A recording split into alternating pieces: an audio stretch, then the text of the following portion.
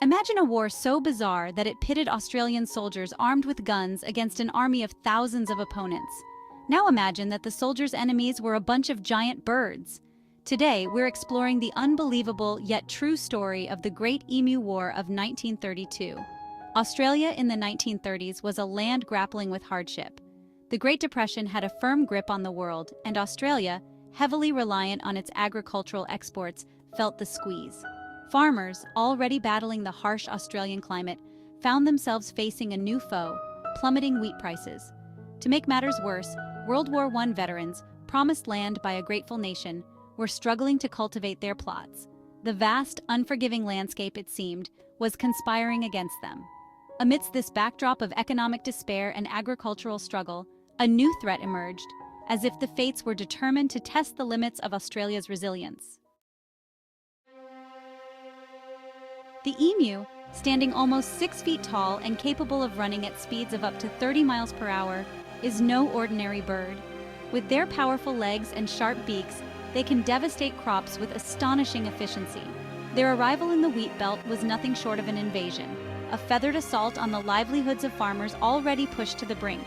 The emus came in by the thousands, their numbers swelled by successful breeding seasons.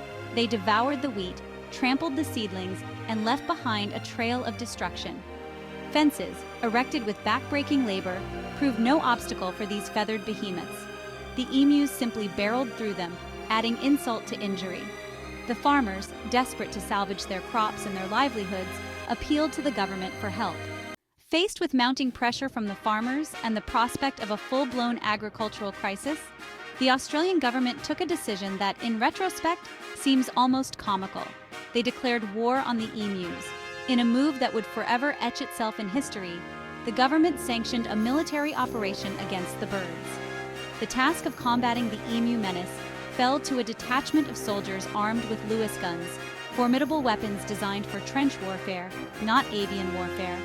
The soldiers, perhaps bemused by their orders but nonetheless duty-bound, headed to the wheat belt, ready to engage the enemy. The Great Emu War had begun. Lewis guns versus feathered fury. The initial skirmishes did not go as planned. The soldiers, accustomed to facing human adversaries, weren't prepared for the unconventional tactics of the emus. The birds, fleet-footed and seemingly unfazed by the sound of gunfire, proved remarkably difficult targets. The emus scattered in all directions when fired upon, their natural agility and camouflage working in their favor. The soldiers, bogged down by their heavy equipment, struggled to keep up. Reports from the front lines painted a picture of chaos and frustration, as the soldiers realized they were woefully outmatched. The emus, it seemed, were winning. Despite their best efforts, the soldiers could not achieve a decisive victory. The emus, seemingly more annoyed than intimidated, continued their rampage. The government, facing mounting criticism over the cost and apparent futility of the operation, decided to cut their losses and withdraw the troops. The Great Emu War, much to the amusement of the world, ended in defeat for the humans. The emus, having successfully defended their feeding grounds, remained free to roam the wheat fields.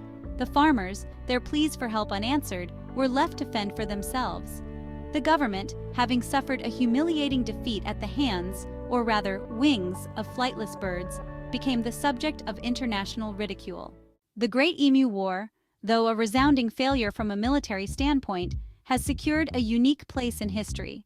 It stands as a testament to the unpredictable nature of life, the absurdity of war, and the resilience of nature.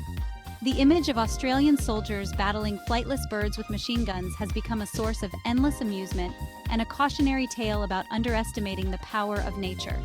The Great Emu War may have been a defeat for Australia on the battlefield, but it was a victory for the emus and a source of enduring fascination for the world. It serves as a reminder that even the most powerful nations can be humbled by the unexpected, and that sometimes the best stories are the ones that make us scratch our heads in wonder.